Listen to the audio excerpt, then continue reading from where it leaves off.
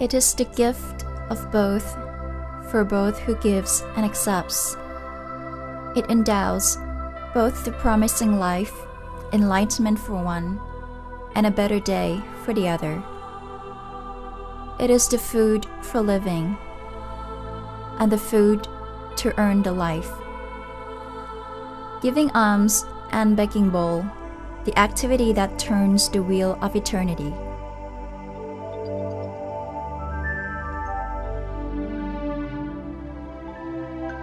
Begging bowl, the gift of life.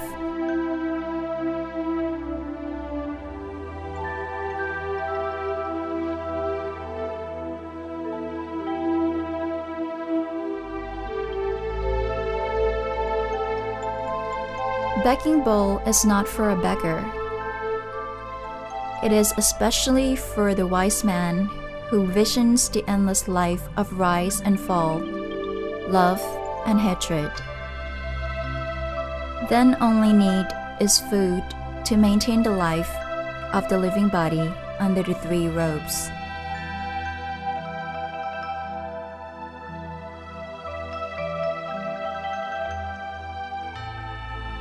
It is the symbol of the man who wants to get away of the cycle of rise and fall, gain and loss, love and hatred.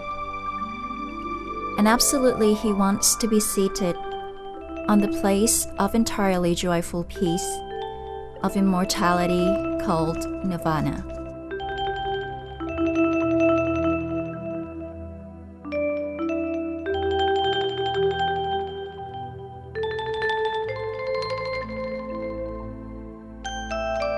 The first giving of the day, the activity aims to fulfill life's potential and make a better day.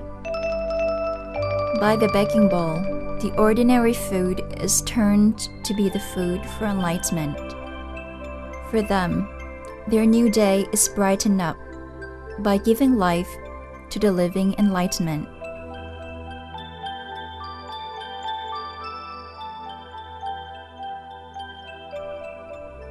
And for the Buddhist monks, they sustain their living bodies for further study and deeply touch of absolute truth for entirely enlightenment.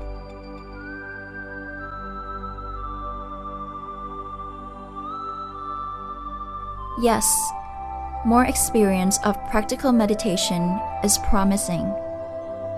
The begging bowl makes all this possible.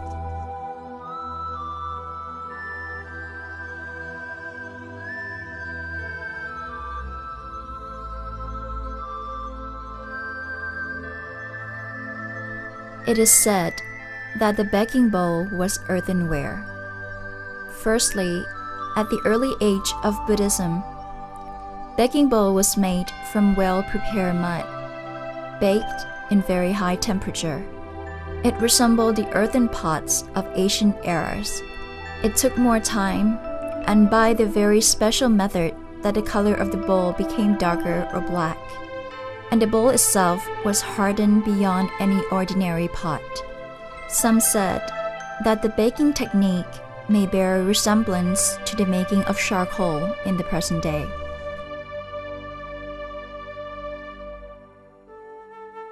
But the origin of the shape remains unknown, as well as the reason why the begging bowl should be like this. One tale said that the shape of the begging bowl came from the curve of a cashew nut.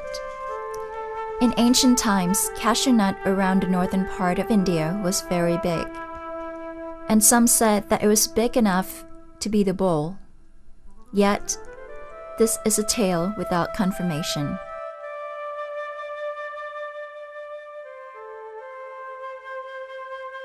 But in truth, earthenware keeps food warm and does not radiate heat out. It is safe for the monks.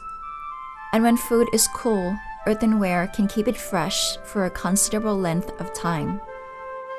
This is good for the food. It is easy to clean, and smells do not linger on the inside. Today, begging bowl made of mud is very rare. Metal bowls are widely used. They are easier to make and to carry along, Beneficial, because begging bowl is one of the Buddhist monks' few personal belongings. A monk may possess only one begging bowl. It is changeable only on the reason that the old one was damaged or lost.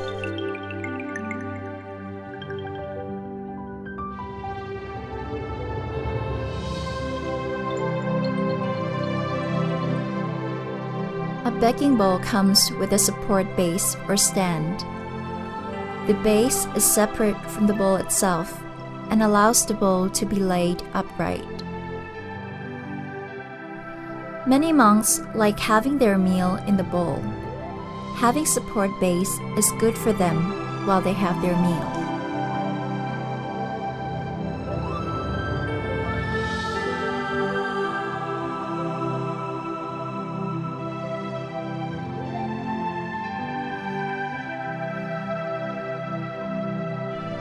The begging bowl is one of Buddhist monks' personal belongings. Especially in the old times, the traveling monks who made pilgrimages earned their journey together with personal belonging. And the begging bowl is a necessity because it provides the sustenance to maintain the life of the living body under the three robes.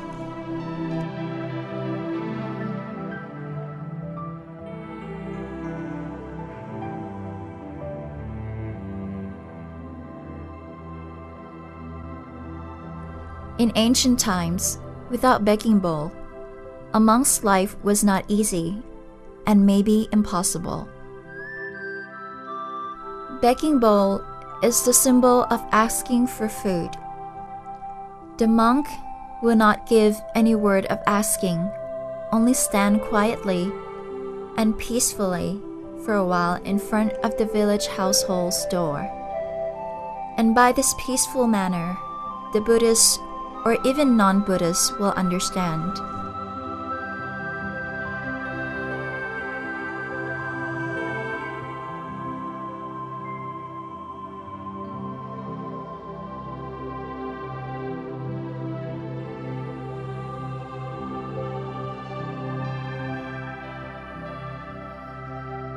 In past eras, the traveling monk could have only the food in the bowl for his meals. Monks only consume a morning and midday meal, and he must return to his shelter or temple to have his meals. Whatever is left over from the morning meal becomes the midday meal. And some monks enjoy only one meal a day, either only the morning or the midday meal.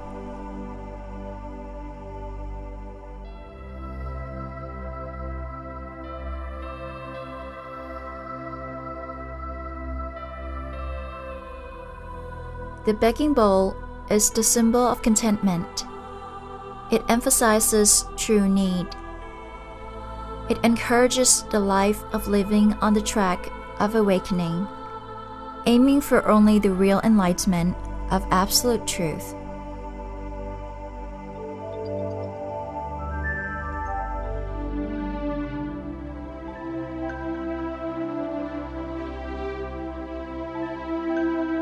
With begging bowl and the three robes, Lord Buddha folded his robes, placed the inverted bowl on the robes, and said to his chief disciple, Ananda, "Ananda, stupa should be like this.